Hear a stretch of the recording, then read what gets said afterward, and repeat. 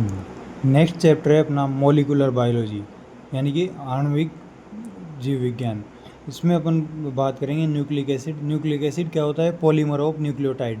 Nucleotide यानी कि hetero polymer होता है न्यूक्लियोटाइड का। न्यूक्लियोटाइड किसको बोलते हैं? न्यूक्लियोसाइड प्लस H3PO4 को न्यूक्लियोटाइड बोलते हैं। अगर न्यूक्लियोटाइड में से H3PO4 हटा दिया जाएगा तो उसको न्यूक्लियोसाइड बोलेंगे। और न्यूक्लियोसाइड क्या होता है? Pentose sugar plus nitrogenous base को न्यूक्लियोसाइड बोलते हैं। जीनोम जो है वो कुल डीएनए का अगुणित मात्रा, कुल डीएनए की जो अगुणित यानी कि हैप्लॉइड डीएनए की जो मात्रा होती है उसको जीनोम बोला जाता है। अपन 4 तरह के नाइट्रोजनस बेस होते हैं, जिनमें से पिरामिडीन और प्यूरिन 2 तरह के होते हैं।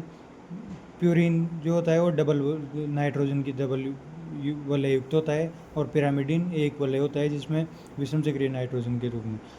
एडेनिन और ग्वानिन। एडेनिन में क्या होता है? प्यूरिन के साथ NH2 लगा होता है, और ग्वानिन में प्यूरिन के साथ डबल बॉन्ड O और NH2 लगा होता है। पिरामिडीन 3 प्रकार के होते हैं। डबल बॉन्ड NH2 जिसको C साइटोसिन, यूरेसिल में डबल बॉन्ड O, और थायमिन में भी पिरामिडीन का प्रकार है। इस तरह से ये न्यूक्लिक एसिड की संरचना होती है। इसके बाद अपन देखते हैं कि सेंट्रल डोगमा का जो सिद्धांत है वो क्रिक के द्वारा दिया गया था। और सेंट्रल डोगमा क्या होती है कि आनुवांशिक सूचना का जो यूनिडायरेक्शनल फ्लो होता है उसको सेंट्रल डोगमा द्वारा एक्सप्लेन किया गया। रिवर्स सेंट्रल डोगमा जो है या फिर टेमिनिज्म इसको बोलते हैं, वो दिया था, वो जो बाई डायरेक्शनल प्रोसेस होती है जो कि टेमिन और बाल्टीमोर ने दी थी। रिवर्स सेंट्रल डोगमा टेमिन और बाल्टीमोर ने दी थी। रिवर्स सेंट्रल डोगमा क्या होती है कि RNA से DNA बनता है, और ये जो DNA बनता है वो cDNA कहलाता है। RNA से DNA बनेगा रिवर्स ट्रांसक्रिप्टेड की सहायता से, या फिर RNA निर्भर DNA पॉलीमरेज या फिर टीलोमरेज के द्वारा। इसके बाद DNA से RNA, फिर RNA से प्रोटीन। इस तरह से ये सेंट्रल डोगमा का सिद्धांत होता है। इसके बाद अपन देखेंगे क्रोमेटिन ऑर्गेनाइजेशन। क्रोमेटिन कैसा होता है? Chromatin organization. DNA और हिस्टोन मिलकर न्यूक्लियोसोम बनाते हैं। न्यूक्लियोसोम का डायमीटर लगभग 10 nm होता है, जो कि अष्टक न्यू बॉडी या गामा बॉडी भी इसको बोला जाता है। एक कुंडलन में 1 से 3/4 भाग होते हैं, जिसमें 146 बेस पेयर पाए जाते हैं। न्यूक्लियोसोम मिलकर क्रोमेटिन बनाते हैं, जिसको बीड्स ऑन स्ट्रिंग बोलते हैं। बीड्स यानी कि न्यूक्लियोसोम ऑन स्ट्रिंग, यानी कि न्यूक्लियोसोम मिलकर क्रोमेटिन बनाते हैं। हिस्टोन जो होता है वो 5 प्रकार का होता है।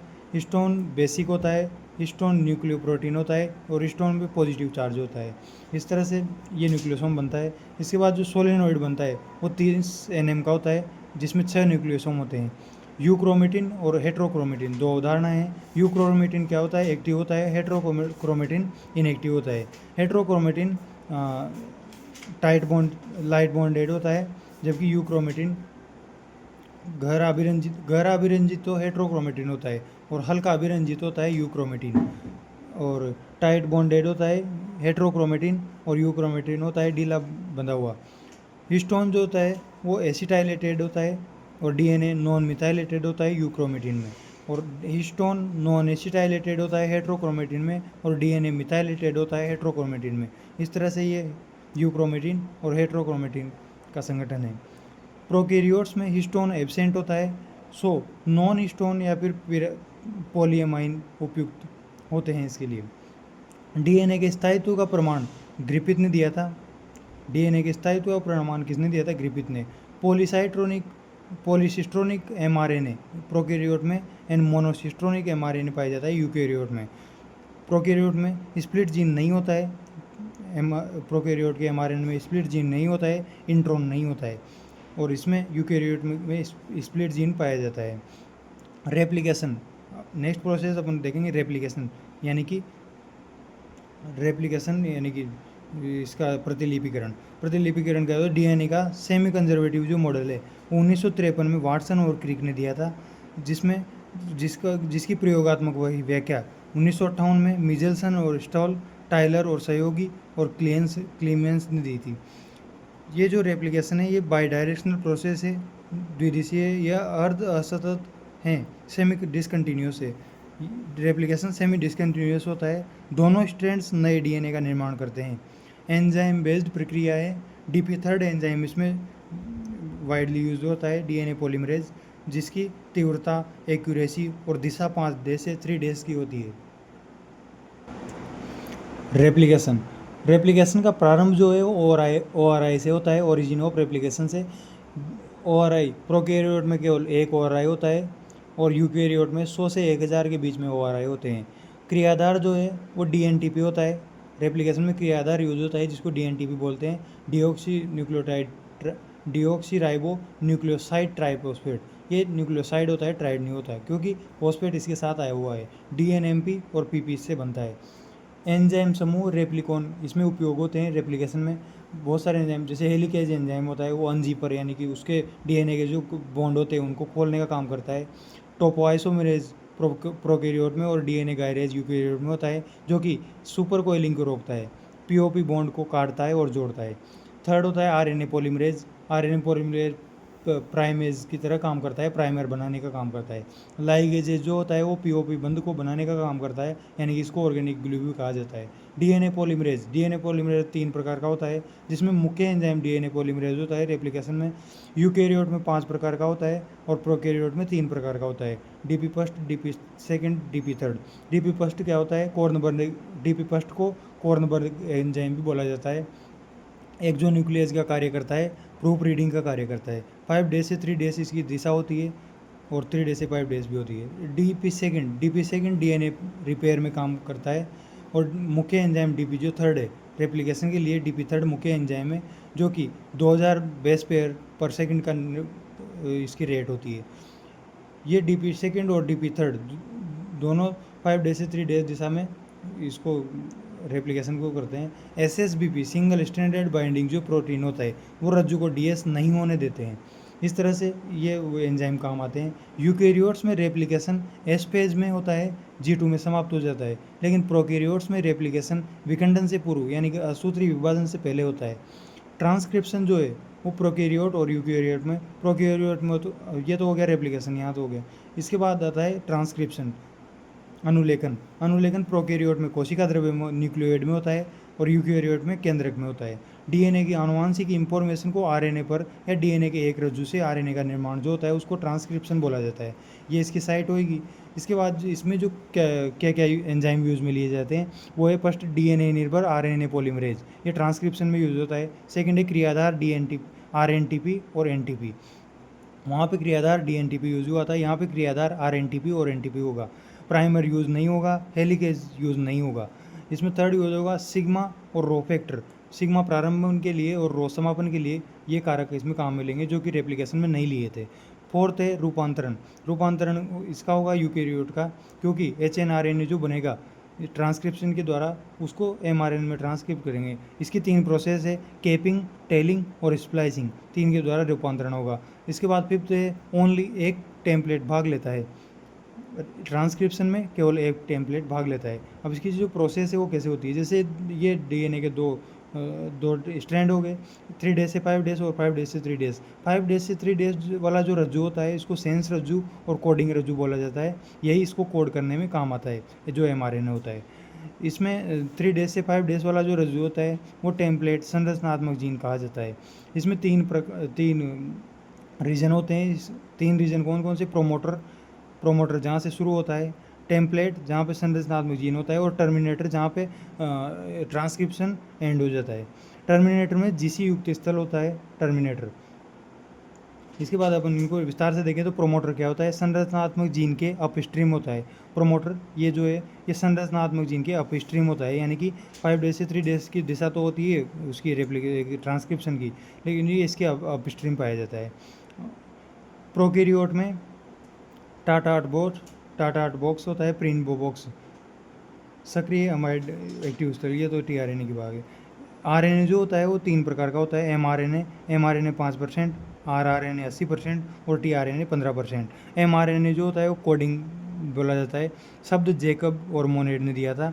सबसे कम स्थायी mRNA होता है, सबसे लंबा और विविध रूप भी mRNA का होता है। rRNA 80% स्ट्रक्चरल होता है, सबसे ज़्यादा स्थायी होता है, राइबोसोम का निर्माण में भाग लेता है rRNA। tRNA जो होता है वो 15% होता है और एडाप्टर RNA भी इसको बोला जाता है। 2D मॉडल जो है वो होले ने दिया था, और 3D मॉडल किम और क्लर्क ने दिया था टीआरएनए का। टीआरएनए का जो 2D मॉडल है वो इस तरह से होता है, यहाँ 5 डेज एंड, ये 3 डेज एंड। 3 डेज एंड सक्रिय अमाइनो एसिड बंधक होता है, स्थल होता है। ये इसकी एडाप्टर ब्रांच होगी। यहाँ टीसाइसी लूप होता है, ये वेरिएबल लूप होता है, यहाँ डीएचयू लूप होता है, और ये होता है एंटी कोडोन लूप, जहाँ पे एमआरएनए के कोडोन को ये पहचानने का काम करता है। नेक्स्ट बात करते हैं अपन ट्रांसलेशन। ट्रांसलेशन क्या होता है, एमआरएनए के जो कोडोन होते हैं उनका पॉलीपेप्टाइड बनना ही ट्रांसक्रिप्शन कहलाता है। ट्रांसक्रिप्शन में 2 प्रोसेस होती है, एक तो प्री ट्रांसक्रिप्शन। ट्रांसक्रिप्शन से पहले क्या होता है, उससे पहले होता है अमीनो एसिड का एक्टिवेशन। अमीनो एसिड जो होते हैं उनको एक्टिवेट किया जाता है, उसमें 2 प्रोसेस होती है, एक तो अमीनो एसिड और एटीपी के साथ जुड़ता है, जो कि Mg2+ अमीनो एसाइल सिंथेटेज की सहायता से अमीनो एसाइल एएमपी बनाता है, प्लस पीपी, यानी कि जो कि एक्टिव होता है, एमिनो एसाइल एएमपी एक्टिव होता है। इसके बाद सेकंड होता है activation charging of tRNA. TRNA को चार्जिंग किया जाता है, एक्टिवेट किया जाता है एमिनो एसाइलेशन ऑफ टीआरएनए। अब जो टीआरएनए वो एमिनो एसाइल एएमपी जो सक्रिय था वो टीआरएनए के साथ जुड़ेगा, एमिनो एसाइल सिंथेसिस की सहायता से टीआरएनए एमिनो एसाइल कॉम्प्लेक्स बनेगा और एएमपी अलग हो जाएगा। इसके बाद जो सेकंड प्रोसेस है यानी कि ट्रांसलेशन की, ट्रांसलेशन में 3 प्रोसेस होती है। इनिशिएशन यानी कि एमआरएनए राइबोसोम की छोटी यूनिट से जुड़ेगा, और छोटी यूनिट को पहचानेगा कौन, एमजीपीपी पहचानेगा। यूकेरियोट में एमआरएनए की कैप जो होती है उससे इसको पहचाना जाता है छोटी यूनिट को, और प्रोकैरियोट जो होता है उसमें एमआरएनए का साइनेडेलेग्राम यूनिट होता है, इससे इसको पहचाना जाता है छोटी यूनिट को। एयूजी से पूर्व इसको पहचाना जाता है। जो ये पहला हो गया इनिशिएशन एमआरएनए का राइबोसोम की छोटी यूनिट से जुड़ना, ठीक है। सेकंड होता है इनिशिएशन में सेकंड प्रोसेस होती है, एमआरएनए एयूजी के द्वारा राइबोसोम से जुड़ेगा, जिसकी पहचान एक्टिव टीआरएनए के द्वारा की जाती है। एयूजी द्वारा राइबोसोम से जुड़ेगा एमआरएनए, जिसकी पहचान एक्टिव टीआरएनए करता है। ये टीआरएनए हो गया, ये एमआरएनए का एयूजी की पहचान एक्टिव टीआरएनए करेगा। यहाँ पे मिथाइनिन फॉर्माइल मिथ्योनिन बनेगा। यूकेरियोट में मिथ्योनिन और प्रोकैरियोट में फॉर्माइल मिथ्योनिन यहाँ पे पहचान स्थल होता है। ये हो गया इनिशिएशन का पार्ट। इसमें टीआरएनए जो होता है, टीआरएनए एमआरएनए राइबोसोम कॉम्प्लेक्स बनता है, ये सेकंड प्रोसेस में। अब इनिशिएशन की जो थर्ड प्रोसेस है उसमें टीसाइसी लूप को पहचान कर राइबोसोम की बड़ी इकाई जुड़ती है। पहले तो छोटी इकाई जुड़ी थी, अब बड़ी इकाई जुड़ेगी, अतः कॉम्प्लेक्स संकुल बनाएगी। इस तरह से ये 2 इकाइयाँ होती है, ये बड़ी इकाई, ये छोटी इकाई। छोटी इकाई पहले जुड़ गई थी, यहाँ पे ए साइट होती है, यहाँ पे पी साइट होती है। बड़ी इकाई में ए साइट और पी साइट 2 प्रकार की होती है। ये छोटी इकाई यहाँ जुड़ी गई थी। इसके बाद सेकंड प्रोसेस आती है इलोंगेशन। इलोंगेशन में क्या होता है, प्रथम टीआरएनए पी साइट पर एवं नया आरएनए ए साइट पर आता है। नया जो आरएनए होगा वो ए साइट पर होगा और प्रथम वाला पी साइट पर आएगा, जिसको पेप्टाइडल ट्रांसफेरेज की सहायता से पेप्टाइड बॉन्ड बनाएगा। पी साइट का एमिनो एसिड ए साइट पर स्थानांतरित होता है। पी साइट का जो एमिनो एसिड होता है वो ए साइट पर स्थानांतरित होता है। इस तरह से ये प्रोसेस चलती रहती है। राइबोसोम एमआरएनए पर खिसकता है। ये जो राइबोसोम है ये एमआरएनए पर खिसकता है, जिसको ट्रांसलोकेशन कहा जाता है। ट्रांसलेशन के अंदर ट्रांसलोकेशन ये होता है कि राइबोसोम जो होता है वो एमआरएनए पर खिसकता है। थर्ड प्रोसेस होती है टर्मिनाइजेशन। इसको कैसे रुकता है, जब ए साइट पर स्टॉप कोडॉन आ जाते हैं, ये ए साइट इस पर स्टॉप कोडॉन आ जाता है, तो स्टॉप कोडॉन के लिए कोई टीआरएनए नहीं होता है, इसलिए स्टॉप कोडॉन पर रिलीजिंग फैक्टर आकर जुड़ता है। रिलीजिंग फैक्टर अंतिम रिएक्शन हाइड्रोलाइसिस होती है। इस तरह से ये ट्रांसलेशन की प्रोसेस टर्मिनेट हो जाती है। यूटीआर ये 2 प्रकार का होता है 5 डेज से 3 डेज में। यूटीआर यानी कि अनट्रांसलेटेड रीजन, एयूजी से टीआर प्रारंभ होगा, ट्रांसलेटेड रीजन, और ये जो 3 अमीनो एसिड है, 3 कोडोन है, इनसे टर्मिनेशन होगा। तो यहाँ पे यूटीआर, टीआर और यूटीआर का निर्माण होगा। यूटीआर में अनुवादन नहीं होता है। ट्रांसलेशन की एफिशिएंसी को बढ़ाता है यूटीआर। टीआर का प्रारंभ होता है एयूजी से और टीआर का टर्मिनेशन होता है यूएए, यूजीए, यूएजी। इस तरह से ये 3 स्टॉप कोडॉन होते हैं। इसके बाद क्लोराम्फेनिकोल जो होता है, क्लोराम्फेनिकोल, ये पेप्टाइडल ट्रांसफेरेज का अवरोधक होता है। यानी कि ट्रांसलेशन को किस तरह से रोका जा सकता है वो है क्लोराम्फेनिकोल के द्वारा, जो कि पेप्टाइडल ट्रांसफेरेज का अवरोधक होता है। टेट्रासाइक्लिन क्या करता है, एमआरएनए और टीआरएनए के संकुल निर्माण को रोकता है। और इरिथ्रोमाइसिन ये राइबोसोम के स्थानांतरण को रोकता है। इस तरह से ये जो 3 एसिड्स, 3 ड्रग्स है, ये इसको ट्रांसलेशन को रोकने का काम करते हैं, क्लोराम्फेनिकोल, टेट्रासाइक्लिन और इरिथ्रोमाइसिन। नेक्स्ट बात करते हैं जेनेटिक्स के बारे में, आनुवांशिकी। जेनेटिक्स में सबसे पहले आता है मेंडेलियन वर्क। मेंडल ने प्रयोग किए थे 1856 से 63 के बीच में, प्रकाशन हुआ था इनका 1865 में। वैज्ञानिक सिद्धांत बेस्ड है मेंडल के प्रयोग। विशेषता क्या है मेंडल के प्रयोग की? लार्ज सैंपल साइज, इसने जो सैंपल साइज ली थी वो लार्ज थी। इसकी व्यापकता थी, तद्रूप वेराइटी और शुद्ध वंशक्रम पर इसने प्रयोग किए थे। गणितीय सांख्यिकी तथ्यों पर बेस्ड परिणाम थे। मेंडल के जो कारक फैक्टर थे वो स्टेबल और डिस्क्रिएट इकाई थी। इसके अनुसार, मेंडल के अनुसार, स्टेबल का मतलब ब्लेंडिंग, सम्मिश्रण नहीं होगा, और डिस्क्रिएट का मतलब पीढ़ी दर पीढ़ी स्थानांतरण होगा। फैक्टर को जीन जॉनसन ने कहा, एलील शब्द बेटसन ने दिया, फिनोटाइप और जीनोटाइप शब्द जॉनसन ने दिया। जीन जो होता है वो डीएनए का खंड होता है। प्रत्येक जीन डीएनए है, पर प्रत्येक डीएनए जीन नहीं है। प्रत्येक जीन डीएनए है, बट प्रत्येक डीएनए जीन नहीं है। मटर का पौधा ही मेंडल ने क्यों लिया? बिकॉज ये कम ऊंचा होता है, बाइसेक्सुअल होता है, लाइफ टाइम 1 वर्षिक होती है। 14 तद्रूप किस्में इसने प्रयोग मिली और 7 लक्षण का चुनाव किया। 14 विपर्यासी लक्षण, 7 लक्षण ब्लिक्स के अकॉर्डिंग भिन्न गुणसूत्रों पर होते हैं। जो ये 7 लक्षण थे मटर के, वो ब्लिक्स के अकॉर्डिंग अलग अलग गुणसूत्रों पर होते हैं। ये 7 लक्षण कौन कौन से थे? पहला है पादप की ऊंचाई, दूसरा पुष्प की पोजीशन, तीसरा फली का आकार, चौथा फली का रंग, पांचवा बीज का आकार, छठा बीज का रंग, सातवां पुष्प का रंग। ये सभी जो है इनके अलग अलग जीनों पर होते हैं। फर्स्ट, सेकंड और थर्ड जो लक्षण है ये 4th गुणसूत्र पे होते हैं। 4th जो लक्षण है वो 5th गुणसूत्र पे होता है। 5th जो लक्षण है वो 7th गुणसूत्र पे होता है। 6th और 7th जो गुणसूत्र है, लक्षण है, वो 1st गुणसूत्र पे पाए जाते हैं। इस तरह से ये लक्षण हो गए, उनके इनके गुणसूत्र हो गए। प्रोबेबिलिटी क्या होती है? प्रोबेबिलिटी की जो संभावना की जो ये व्याख्या है इसने किसने की थी? सर्वप्रथम रेगनाल्ड सी पुनेट ने की थी, जो ब्रिटिश आनुवांशिक विज्ञ हैं। रेगनाल्ड सी पुनेट ने प्रोबेबिलिटी को दिया था। अब देखते हैं मेंडल का monohybrid based laws. Monohybrid cross जो था उस पर बेस्ड लॉज कौन कौन से हैं? फर्स्ट है law of dominance. Law of dominance, प्रभाविता का नियम यूनिवर्सल, सार्वत्रिक नहीं है। इसके अपवाद है। अपवाद कौन कौन से हैं? इनकम्प्लीट डोमिनेशन, अपूर्ण प्रभाविता। इसके उदाहरण है मिराबिलस जलापा में पुष्पों का रंग। इसमें जो पुष्प का रंग है, स्नैपड्रैगन एंटीराइनम मेजस या डॉग फ्लावर में पुष्प का रंग। जैसा कि यहाँ देखते हैं कि आर आर रेड को और स्मॉल आर वाइट को प्रदर्शित करता है। इनके बीच अगर क्रॉस कराएंगे तो अगर ये जो हेट्रोगेमेटिक होता है आर और आर, ये गुलाबी पाया जाता है, न कि रेड न वाइट। इस तरह से ये अपूर्ण प्रभाविता को प्रदर्शित करता है। और F2 जनरेशन में जो जीनोटाइपिक रेशियो होता है वो होता है 1:2:1। इस तरह से ये इनकम्प्लीट डोमिनेंस को प्रदर्शित करता है एंटीराइनम मेजस। इसके बाद थर्ड एग्जाम्पल है मटर के बीज में स्टार्च का आकार और एंडेलुरेन मुर्गों में पंखों का रंग। ये भी अपूर्ण प्रभाविता को प्रदर्शित करता है। एक नोट है कि प्रभाविता किसी जीन या उत्पाद का स्वायत्त लक्षण नहीं होती है। ये जीन या उत्पाद या हमारे द्वारा चयनित फिनोटाइप पर डिपेंड करता है। प्रभाविता किसी जीन का स्वायत्त लक्षण नहीं होती है। ये जीन हमारे द्वारा चयनित फिनोटाइप पर डिपेंड करता है। मेंडल का जो मोनोहाइब्रिड क्रॉस, जिसमें कि प्रभाविता का नियम है, उसका जो अपवाद है वो अपवाद पहला तो अपूर्ण प्रभाविता देख लिया। दूसरा है कोडोमिनेंस, सहप्रभाविता। ये सहप्रभाविता ब्लड ग्रुप ABO और RH। ABO ब्लड ग्रुप तो लैंडस्टीनर ने दिया था और RH ब्लड ग्रुप लैंडस्टीनर और विनर दोनों ने दिया था। ये जो ब्लड ग्रुप है ये सहप्रभाविता को दर्शाते हैं।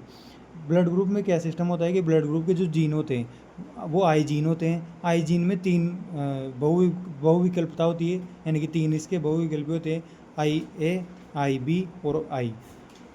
जो आई जीन होता है इसमें जीनोटाइप कैसे पता किया जाता है? N+1/2। जैसे यहाँ पर N की संख्या 3 है तो यहाँ पर जीनोटाइप कितने होंगे? 6 जीनोटाइप बनेंगे ब्लड ग्रुप्स में। एग्लूटिनेशन, क्लम्परिंग, इसको क्या एग्लूटिनेशन, ये बात की बात। दाता प्रतिजन, ग्राही प्रतिजन। Antigen IgM antibody, IgM antibody इसमें पाई जाती है। अब अपन देखते हैं ब्लड ग्रुप कौन कौन से होते हैं जो कि सहप्रभाविता दर्शाते हैं। जैसे ए ब्लड ग्रुप जो है उसमें आई ए बहुविकल्पी होता है, जिसमें कि ये आरबीसी है। आरबीसी में एच कारक होता है, अगर एच कारक भी नहीं हो आरबीसी में तो उसको बॉम्बे फिनोटाइप बोला जाता है। बॉम्बे फिनोटाइप क्या होता है, जिसमें एच कारक, और सब में एच कारक होंगे। अगर आरबीसी में केवल एच कारक ही है, न कि आई ए और आई बी दोनों, एन और गैलेक्टोस दोनों नहीं है, तो वो क्या होता है, ओ ब्लड ग्रुप होता है, जिसका जीनोटाइप होता है आई। और अगर ब्लड ग्रुप ए की बात करें तो ए ब्लड ग्रुप में क्या होता है, आरबीसी पर एच कारक तो होता ही है, उसके साथ एन भी पाया जाता है। ब्लड ग्रुप बी में क्या होता है, और ब्लड ग्रुप ए में ए प्रतिजन भी पाया जाता है। ब्लड ग्रुप बी में क्या होता है, एच कारक होता है, और उस आरबीसी की झिल्ली पर गैलेक्टोस पाया जाता है, जिस और बी प्रतिजन इसमें पाया जाता है। लेकिन सहप्रभाविता दर्शाने के लिए जैसे ही आई ए और आई बी साथ में आएंगे, तो उसमें आरबीसी की झिल्ली में एन और गैलेक्टोस दोनों होंगे, और ए बी प्रतिजन इसमें बनेगा, और ए बी ब्लड ग्रुप, यानी कि ये कोडोमिनेंस सहप्रभाविता को प्रदर्शित करता है। इस तरह से सेकंड एग्जाम्पल है, छोटे सींग वाले पशु चौपायों में त्वचा का रंग जो होता है काला, सफ़ेद और चितकबरा। ये जो चितकबरा है ये भी सहप्रभाविता को प्रदर्शित करता है। थर्ड जो अपवाद है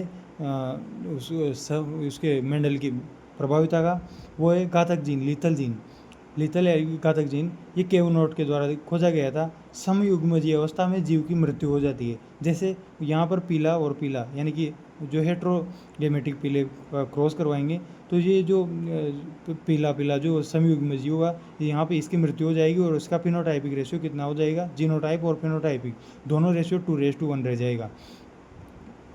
इस तरह से, और जो घातक जीन होता है ये सिकल सेल एनीमिया इसका अच्छा उदाहरण है, यानी कि सिकल सेल एनीमिया में घातक जीन को दर्शाया जाता है। इसके बाद अपन जैसे कुछ टर्म होते हैं, टेस्ट क्रॉस क्या होता है, अप्रभावी पत्र के साथ F2 जनरेशन का क्रॉस करवाते हैं। F2 पीढ़ी में लंबे लक्षण वाली प्रभावी संततियों का जीनोटाइप ज्ञात करने के लिए टेस्ट क्रॉस किया जाता है। टेस्ट क्रॉस में क्या किया जाता है, समयुग्म जो लंबा होता है TT, इसको अप्रभावी जीनोटाइप के साथ क्रॉस करवाते हैं, तो TT सभी लंबे पाए जाएंगे। और विषम युग्मजी लंबा अगर होगा, सम युग्मजी लंबे में तो सभी लंबे पाए जाएंगे, और विषम युग्मजी में 1:1, यानी कि आधे लंबे और आधे बौने पौधे पाए जाएंगे। आउट क्रॉस क्या होता है, सभी प्रभावी जो पेत्रक है, टेस्ट क्रॉस में अप्रभावी पेत्रक के साथ F2 का क्रॉस किया जाता है, आउट क्रॉस में प्रभावी पेत्रक के साथ F2 का क्रॉस करवाएंगे, यानी कि ये प्रभावी पेत्रक और यहाँ पे इसका क्रॉस करवाएंगे, तो ये अपने को प्राप्त होगा TT। ये प्रभावी पेत्रक, ये सभी लंबे पौधे यहाँ पर प्राप्त होंगे।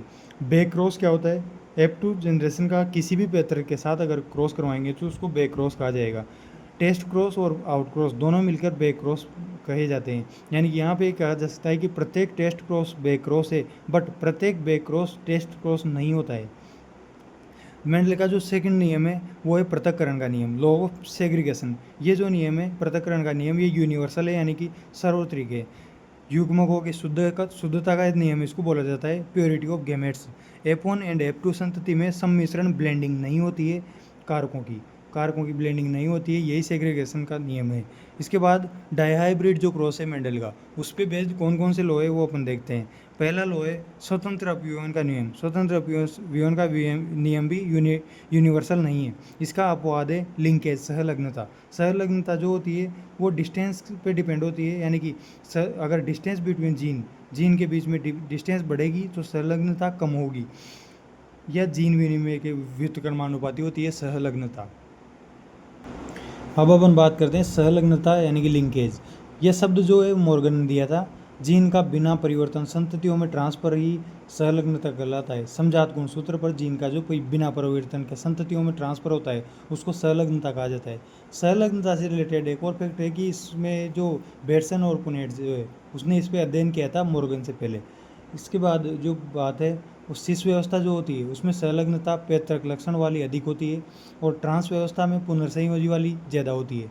पूर्ण सहलग्नता किसको कहते हैं कि सभी पैतृक लक्षण वाली संपत्तियाँ ही वापस रिपीट हो जाए तो उसको पूर्ण सहलग्नता कहते हैं। मेल हनी बी, जैसा कि मेल हनी बी में पाया जाता है। अपूर्ण सहलग्नता किसे कहते हैं कि कुछ रिकॉम्बिनेशन होगा, स्वतंत्र अपव्यवन नहीं होगा। मॉर्गन के प्रयोग इसी पे बेस्ड थे, अपूर्ण सहलग्नता पर। इसके बाद अपन देखते हैं कि पोस्ट मेंडेलियन वर्क। मेंडल के बाद में जो पोस्ट मेंडेलियन वर्क हुए वो किसने किए। वंशागति का गुणसूत्रीय जो आधार है वो पोस्ट मेंडेलियन वर्क का ही परिणाम है। 1900 तक मेंडल के प्रयोगों को पहचान नहीं मिली, जो कि 1865 में प्रकाशित हुए थे। 1900 में 3 scientist Carl Correns, Hugo de Vries, von Tschermak के प्रयोग सामने आए। कार्ल कोरेंस जर्मनी का था, मक्के पर प्रयोग किया था। ह्यूगो डी व्रीज हॉलैंड का था और इसने इवनिंग प्राइम रोज पर प्रयोग किया था। वॉन सरमेक ऑस्ट्रेलिया का था और इसने एंजियोस्पर्म में प्रयोग किए थे। इसके रिजल्ट जो है तीनों के वो मेंडल के समान रिजल्ट प्राप्त हुए। 1902, ये तो 1900 की बात होगी। 1902 में सटन और बोवेरी ने वंशागति के गुणसूत्रीय आधार की परिकल्पना दी थी। इसके बाद वापस थॉमस हंट मॉर्गन की बात करें तो इस परिकल्पना की सत्यापना थॉमस हंट मॉर्गन ने की थी। ड्रोसोपिला पर प्रयोग किए मॉर्गन ने, ड्रोसोपिला पर प्रयोग किए। ड्रोसोपिला इसलिए यूज़ की क्योंकि ओनली 8 गुणसूत्र होते हैं ड्रोसोपिला में। जीवन काल 2 सप्ताह का होता है। एक मैथुन में अनेक संतति प्राप्त होती है। नर छोटा होता है और मादा बड़ी होती है। कम आवर्धित सूक्ष्मदर्शी से भी ये देखे जा सकते हैं, इसलिए ड्रोसोपिला का चुनाव किया। ड्रोसोपिला में पीला शरीर और सफ़ेद आंखों वाले जो जीन के मध्य की पुनर्संयोजी आवृत्ति केवल 1.3% थी, अतः अधिक समीप पाए जाते हैं। यानी कि पुनर्संयोजी बहुत कम हुए, अधिक समीप हुए। छोटे पंख और श्वेत आंख वाले जो थे उनकी फ्रीक्वेंसी 37.2% थी, अतः अधिक दूर होते हैं। इनमें रिकॉम्बिनेशन ज़्यादा पाया जाता है। अल्फ्रेड स्टुटवर्थ ने मॉर्गन के प्रयोगों से गुणसूत्र पर जीन की व्यवस्था का पता किया। रिकॉम्बिनेंट फ्रीक्वेंसी को जीन के मध्य की दूरी बताया, यानी कि और उसकी जो दूरी की इकाई थी वो सेंटी मॉर्गन अपने गुरु के नाम पे दी। और जो इसका जो सूत्र दिया वो स्टुटवर्थ ने सूत्र दिया कि पुनर्संयोजी की जो संख्या है उसको अगर कुल संततियों की संख्या से डिवाइड करके 100 से मल्टीप्लाई कर देंगे तो उसको रिकॉम्बिनेशन फ्रीक्वेंसी बोला जाएगा। For dihybrid cross recombination frequency 6/16 × 100 के रूप में प्रदर्शित की जा सकती है। जीन मैपिंग भी स्टुटवर्थ ने तैयार की, जो ह्यूमन जीनोम प्रोजेक्ट में बहुत वाइडली यूज हुई थी। बहुप्रभाविता किस के द्वारा दर्शाई जाती है। फिनाइलकीटोन्यूरिया, सिकल सेल एनीमिया और सिस्टिक फाइब्रोसिस। बहुप्रभाविता तीनों के द्वारा दर्शाई जाती है। फिनाइलकीटोन्यूरिया, सिकल सेल एनीमिया और सिस्टिक फाइब्रोसिस। बहुजीनी प्रभाव, एक तो बहुप्रभाविता होती है, एक होता है बहुजीनी प्रभाव। बहुजीनी प्रभाव में क्या होता है, त्वचा का इसमें जो क्या है बहुत सारे जीन मिलके एक ही चीज़ का, जैसे त्वचा का रंग जो होता है और ऊंचाई जो होती है वो 3 जीन निर्धारित करते हैं। IQ लेवल जो होता है वो भी बहुजीनी प्रभाव है। गेहूं का कर्नेल कलर ये 2 जीन के द्वारा डिसाइड होता है। बहुजीनी प्रभाव में जो फिनोटाइप की संख्या है वो 2n+1 के द्वारा पता कर सकते हैं। इसके बाद होता है सेक्स डिटर्मिनेशन। सेक्स डिटर्मिनेशन कैसे करते हैं वो अपन देखेंगे। सेक्स डिटर्मिनेशन 1891 में हेनकिंग ने सेक्स कीटों पर स्टडी की, एक्स बॉडी की खोज की। स्टीवेंसन ने वाई गुणसूत्र की खोज की। स्टीवेंसन और विल्किंस ने लिंग निर्धारण की XY विधि दी। XX और XO विधि होती है टिड्डे, कॉकरोच और डिस्कोरिया प्लांट में। डिस्कोरिया, कॉकरोच और टिड्डे में XX XO प्रकार का सेक्स डिटर्मिनेशन होता है। XX और XY होता है ह्यूमन, ड्रोसोपिला, मेलिंड्रम प्लांट। इन तीनों में XX XY प्रकार का होता है। ह्यूमन में अपन जानते ही। ड्रोसोपिला में क्या होता है, TDF जो होता है ऑटोसोम पर होता है और Y जो गुणसूत्र होता है वर्षण सक्रियण के लिए जिम्मेदार होता है। ड्रोसोपिला में रेशियो होता है X/A का रेशियो। X/A का रेशियो अगर 1 है तो ये मादा कहलाएगी और X/A का रेशियो अगर 1/2 है यानी कि 0.5 है तो वो नर होगा। ड्रोसोपिला में 8 गुणसूत्र होते हैं, 6+2, 2 एलोसोम होते हैं और 6 गुणसूत्र होते हैं, यानी कि 3+X, 3+X, 3+X और 3+Y। होलिंड्रोनिक जीन जो होता है वो नर से नर में वंशानुगत होता है। TDF या श्राई जीन वृषण में पाया जाता है। नेक्स्ट है अपना लिंग निर्धारण की ZW प्रकार, जो कि बर्ड्स, एम्फीबियन, सरीसृप में पाया जाता है। इसमें मेल समयुग्मजीव होता है। ZW वाली और ZO वाली जो है दोनों में मेल समयुग्मजीव होता है। ZW बर्ड्स, एम्फीबियन और सरीसृप में पाई जाती है। ZO बटरफ्लाई एंड मॉथ में पाई जाती है। एक सिद्धांत होता है अगुणित द्विगुणित का सिद्धांत हनी बी यानी कि मधुमक्खी में पाया जाता है। इसमें क्या होता है, अनिषेक जनन का उदाहरण है। इसमें द्विगुणित मादा तो द्विगुणित होती है, 32 गुणसूत्र पाए जाते हैं, और अगुणित होता है नर, यानी कि उसमें 16 गुणसूत्र पाए जाते हैं। द्विगुणित मादा में भी रानी और श्रमिक दो होती है। श्रमिक जो होती है वो बंदे होती है, और रानी होती है जो फर्टिलाइजिंग होती है। इस तरह से ये लिंग निर्धारण हो गया। इसके बाद जो पेडिग्री है, पेडिग्री में अपन किसको कैसे देखते हैं, ये जो वर्गों का है वो मेल को रिप्रेजेंट करेगा, सर्कल मादा को करेगा, ये अननोन सेक्स के लिए, ये वाहक के लिए, ये इस तरह से। ये जो है वो 5 प्रभावित संततियों के लिए ये प्रभाविता को प्रदर्शित करेगा, ये विवाह को प्रदर्शित करेगा, वो ये संबंधियों के बीच विवाह को प्रदर्शित करेगा। अब आता है सेक्स लिंक्ड इनहेरिटेज। सेक्स लिंक्ड इनहेरिटेज क्या होता है वो देखते हैं, यानी कि एक्स लिंक्ड अप्रभावित जो रोग है उनको देखते हैं। सेक्स लिंक्ड अप्रभावित रोग कौन कौन से होते हैं? पहला है हीमोफीलिया। हीमोफीलिया को रॉयल डिजीज भी बोलते हैं। हीमोफीलिया 3 प्रकार का होता है। हीमोफीलिया ए, उसमें 8वां तक का कारक नहीं होता है। हीमोफीलिया बी, इसमें 9वां तक का कारक, जिसको क्रिसमस फैक्टर, 9वां तक का कारक नहीं होता है, जिसको क्रिसमस फैक्टर भी बोला जाता है। हीमोफीलिया सी, इसको 11 तक का कारक इसमें नहीं होता है, पीटीए नहीं होता है। सेकंड है वर्णांता।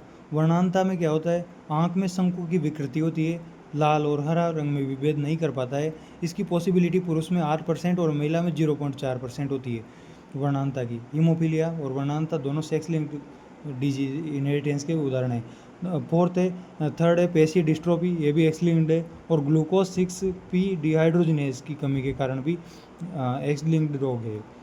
सेकंड है अप्रभावी अलिंगी सहलग्न रोग। अप्रभावी अलिंगी सहलग्न रोग कौन कौन से होते हैं? Sickle cell anaemia. Sickle cell anaemia होती है 11वें गुणसूत्र के कारण।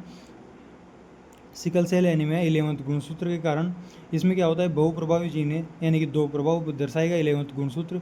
आरबीसी अंशाकार हो जाएगी और मलेरिया के लिए प्रतिरोधी होता है sickle cell anaemia.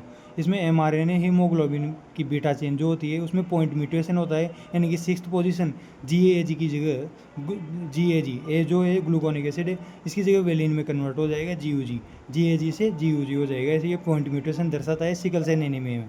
Sickle cell anaemia जो है वो घातक जीन होता है, यानी कि एचबीएस संयुग्मजी अवस्था में मृत्यु हो सकती है। सिकल सेल एनीमिया क्वालिटेटिव गुणात्मक है, जबकि थैलेसीमिया क्वांटिटेटिव संख्यात्मक है। फिनाइल कीटोन्यूरिया जो है वो 12th गुणसूत्र में की वजह से होता है, जो कि बहुप्रभावी जीन है। ये भी बहुप्रभावी जीन है जो कि मूत्र में फिनाइल कीटोनों की विकृति और मानसिक विकृति दोनों को प्रदर्शित करता है। एल्बिनिज्म जो है वो एल्बिनिज्म 11वें गुणसूत्र की वजह से होता है, जो कि फिनाइल कीटोन्यूरिया के साथ में देखा जाता है। इसके बाद थर्ड है थैलेसीमिया।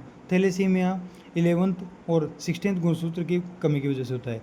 गुणसूत्र में इसमें क्या होता है? फ्रेम शिफ्ट म्यूटेशन होता है। सिकल सेल एनीमिया में तो पॉइंट म्यूटेशन हुआ था, थैलेसीमिया में फ्रेम शिफ्ट म्यूटेशन होता है, यानी कि ग्लोबिन चेन जो होती है वो कम या अधिक बनेगी, इसलिए इसको क्वांटिटेटिव बोला जाता है। इसमें 2 गुणसूत्र काम में आते हैं, 11th और 16th। 11th अगर इसमें क्या होता है? 11th की वजह से बीटा थैलेसीमिया होता है, जिसमें आरबीसी का लयन होता है, अल्फा अधिक होता है, बीटा कम होता है, इसलिए इसको बीटा थैलेसीमिया कहा जाता है। और 16th गुणसूत्र की वजह से अल्फा थैलेसीमिया होता है, जिसमें O2 विभाजन वक्र प्रभावित होता है, अल्फा कम होता है, बीटा अधिक होता है, इसलिए इसको अल्फा थैलेसीमिया कहा जाता है। इसके बाद cystic fibrosis. Cystic fibrosis 7th गुणसूत्र में की एबनॉर्मेलिटी की वजह से होता है।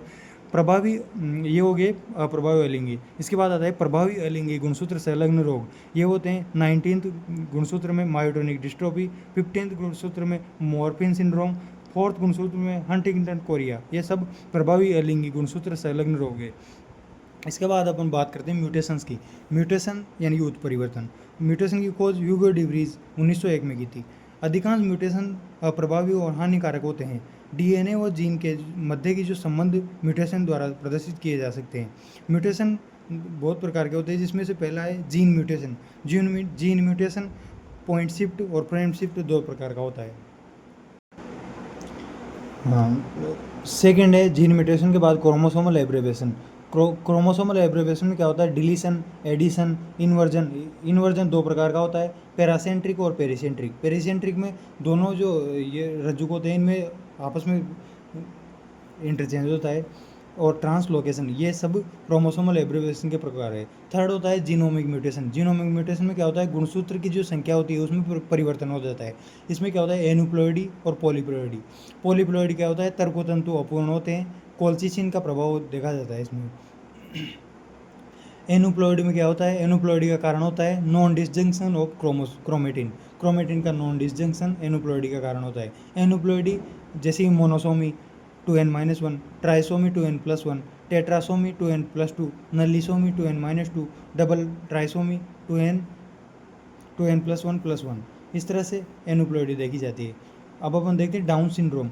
डाउन सिंड्रोम क्या होता है, 21वां जो गुणसूत्र है उसकी ट्राइसोमी से डाउन सिंड्रोम होता है और इसको मंगोलियन सिंड्रोम भी बोला जाता है।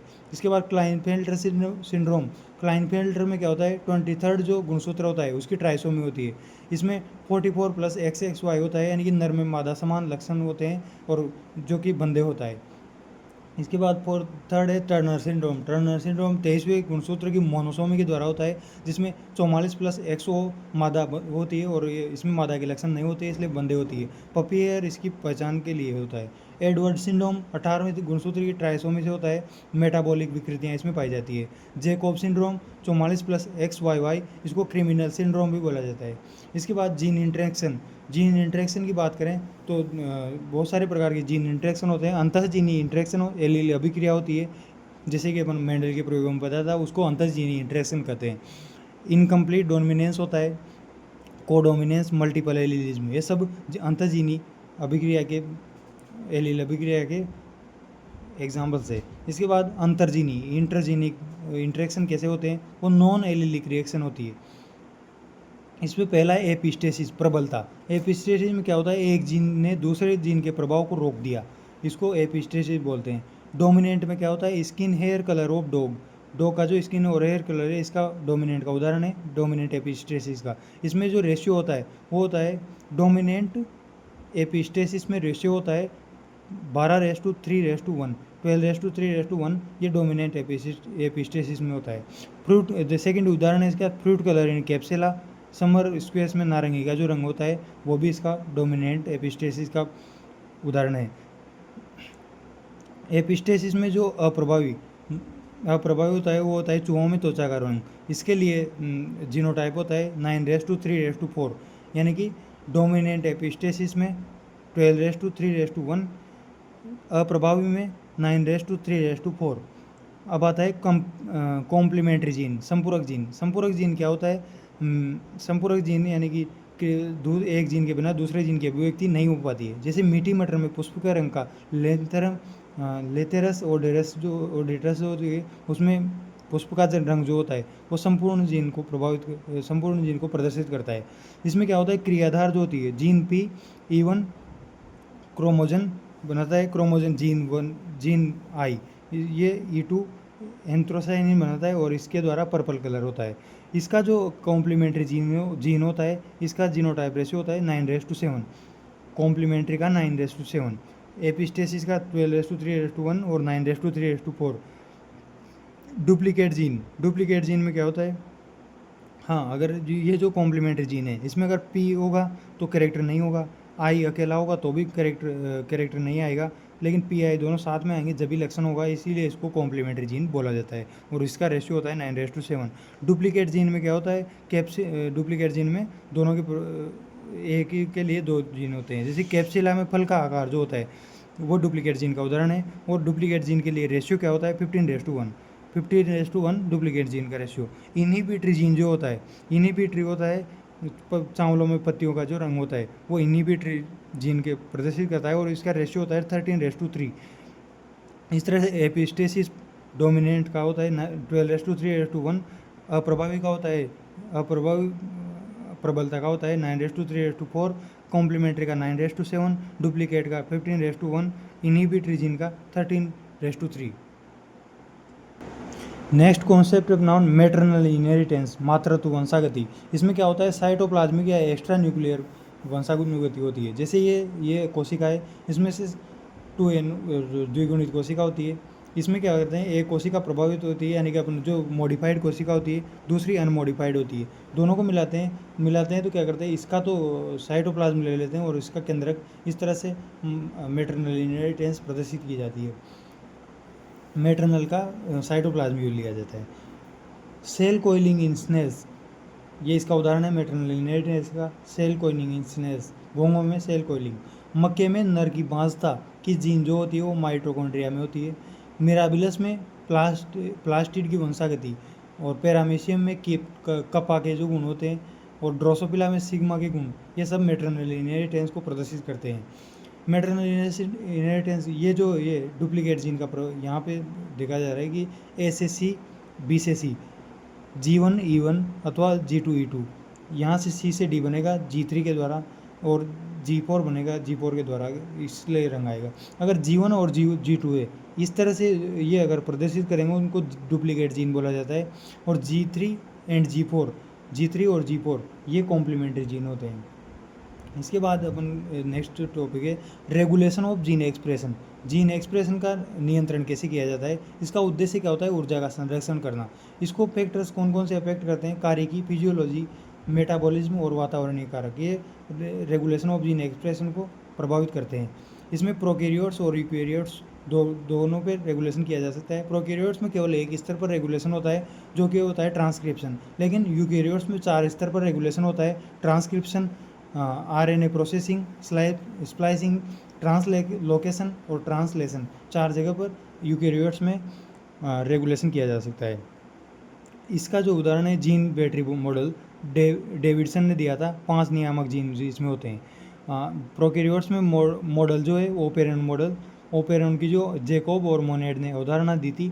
3 नियामक जीन होते हैं ओपेरन के द्वारा इसको नियंत्रित किया जाता है प्रोकैरियोट्स में, जो कि जैकोब और मोनेड ने दी थी। इसमें 3 नियामक जीन इन्होंने दिखाए, operator gene OG, promoter gene PG और regulation gene RG। Operator gene क्या होता है, इस पर कैप कॉम्प्लेक्स होता है जो PG को RNA पॉलीमरेज के पहचाने योग्य बनाता है।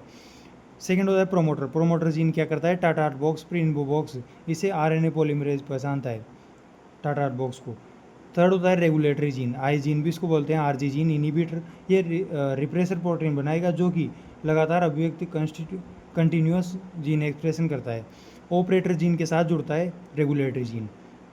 इसके बाद आता है संरचनात्मक जीन। संरचनात्मक जीन कभी कभी अभिव्यक्त होते हैं, नॉन कंस्टिट्यूटिव है, और लग्जरी जीन भी इनको बोला जाता है। संरचनात्मक जीन को लग्जरी जीन भी बोला जाता है। संरचनात्मक जीन 3 प्रकार के होते हैं। Leg Z gene beta galactosidase, lactose का पाचन करता है। लेक वाई जीन ये परमीजेज होता है, लैक्टोज की पारगम्यता को बढ़ाता है। लेक ए जीन ये ट्रांस एसिटाइलेज बोलते हैं, विष को उदासीन करता है। लैक्टोज की